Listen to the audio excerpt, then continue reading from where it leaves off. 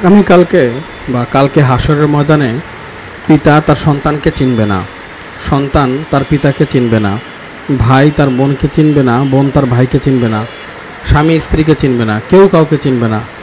এই বিপদের দিনে প্রত্যেকটা মানুষ এমন বিপদে থাকবে যে মাথার 10 হাত উপরে 1 হাত উপরে থাকবে সূর্য। আর সমস্ত মানুষ এটাই আল্লাহর কাছে ফরিয়াদ করতে থাকবে যে হে আল্লাহ, দরকার পড়লে আমাদেরকে জাহান্নামে দিয়ে দেন, তবু এই বিপদ থেকে উদ্ধার করেন, আমরা আর টিকতে পারতেছি না। এই এমন বিপদের দিনে প্রত্যেকটা ব্যক্তি চাবে যাতে সে পুলসিরাত পার হয়ে যায়।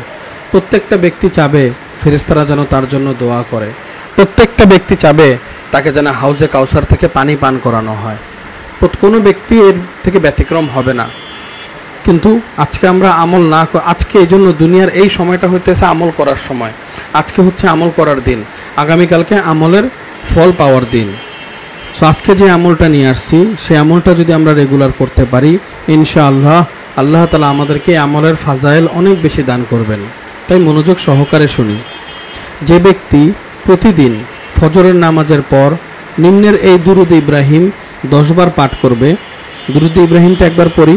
আল্লাহুম্মা সাল্লি আলা মুহাম্মাদিন ওয়া আলা আলি মুহাম্মাদ কামা সাল্লাইতা আলা ইব্রাহিম ওয়া আলা আলি ইব্রাহিম ইন্নাকা হামিদুম মাজিদ। আল্লাহুম্মা বারিক আলা মুহাম্মাদি ওয়া আলা আলি মুহাম্মাদ কামা বারাকতা আলা ইব্রাহিম ওয়া আলা আলি ইব্রাহিম ইন্নাকা হামিদুম মাজিদ। এই দুরূদ শরীফটাকে আমরা সাধারণত নামাজে পড়া হয়, ঠিক না? তো নামাজে পড়া হয়। এই দুরূদ শরীফটা আমরা প্রত্যেক দিন ফজরের পরে 10 বার মনে করে প্রত্যেক দিন ফজরের পরে 10 বার অবশ্যই পড়ব। আল্লাহ তাআলা 5টি বিশেষ বিশেষ ফাজাইল দান করবেন, যেটা আমাদের পুরাকে জান্নাতে দাখিল করায় দিবে। 1 নম্বর ফাজাইল কে যে ব্যক্তি প্রতিদিন এই দুরূদে শরীফ ফজরের পর 10 বার করে পাঠ করবে, তার রূহ নবী এবং সিদ্দিকীনদের মতো বের করা হবে। চিন্তা করে দেখেন, নবী এবং সিদ্দিকীনদের রূহ যখন বের করা হয় তখন তাদের কোনো কষ্ট হয় না, তখন তাদেরকে মনে হয় যেন একটা মশা কামড় দিছে, ছোট্ট এরকম একটু লাগে, তাদের রূহ আল্লাহ তাআলা নিয়ে জান্নাতে দাখিল করায় দেন। ঠিক যে ব্যক্তি আমল প্রতিদিন সকালে 10 বার করবে, আল্লাহ তাআলা তার রূহ এমনভাবে বের করবেন। 2 নম্বর ফজিলত, তাকে পুলসিরাত পার করা তার জন্য সহজ হয়ে যাবে। আপনি হয়তোবা জানেন পুলসিরাত পার হওয়াটা হইতেছে প্রত্যেকটি ব্যক্তির সফলতা এবং বিফলতার একটা মানদণ্ড হবে। যে ব্যক্তির নেকি যত বেশি থাকবে আল্লাহর রহমতে সে তত তাড়াতাড়ি পুলসিরাত পার করতে পারবে। যে ব্যক্তির নেকি যত কম থাকবে তত তার পুলসিরাত পার করতে তত বেশি কঠিন হয়ে দাঁড়াবে প্রত্যেকটি মুসলমানের জন্য। কাফেররা এই পুলসিরাতে উঠতেও পারবে না। তো পুলসিরাত পার হওয়া এই আমল যে ব্যক্তি করবে তার জন্য সহজ হয়ে যাবে। 3 নম্বর ফজিলত, হাউজে কাউসার থেকে পানি পান করার জন্য তাকে সাহায্য করা হবে।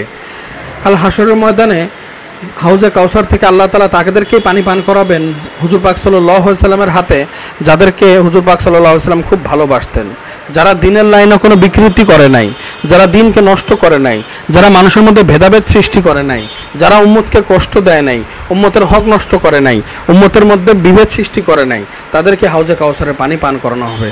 এই হাউজে কাউসারের পানি যে ব্যক্তি আমল করবে তাকে সাহায্য করা হবে পানি পান করার জন্য। 4 নম্বর ফজিলত, ফেরেশতারা সেজদায় মাথা রেখে আল্লাহর দরবারে তার জন্য সুপারিশ করতে থাকবে। দেখেন, আজকে আমাদের মা আমাদের জন্য যদি দোয়া করে সেই দোয়া আল্লাহর কাছে কত সুন্দরভাবে কবুল হয়ে যায়। আমার পিতা যদি দোয়া করে সেই দোয়া কবুল হয়ে যায়। ফেরেশতারা যদি দোয়া করে সেই দোয়া কি কবুল হবে না? সেই দোয়া অবশ্যই কবুল হবে। ফেরেশতারা সেজদায় মাথা রেখে আল্লাহর জন্য, আপনার জন্য, আমার জন্য দোয়া করতে থাকবে, যদি আমি আর আপনি এই আমলটা রেগুলার করতে পারি। অতঃপর 5 নম্বর ফজিলত, সসম্মানে তাকে জান্নাতে দাখিল করা হবে।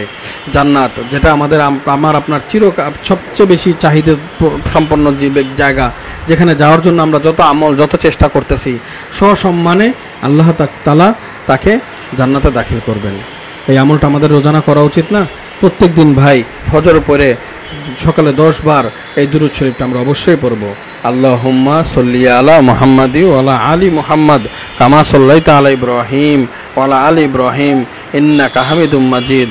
আল্লাহুম্মা বারিক আলা মুহাম্মাদি ওয়া আলা আলি মুহাম্মাদ কামা বারাকতা আলা ইব্রাহিম ওয়া আলা আলি ইব্রাহিম ইন্নাকা হামিদুম মাজিদ। আল্লাহ তাআলা আমাদেরকে আমল করার তৌফিক দান করুক।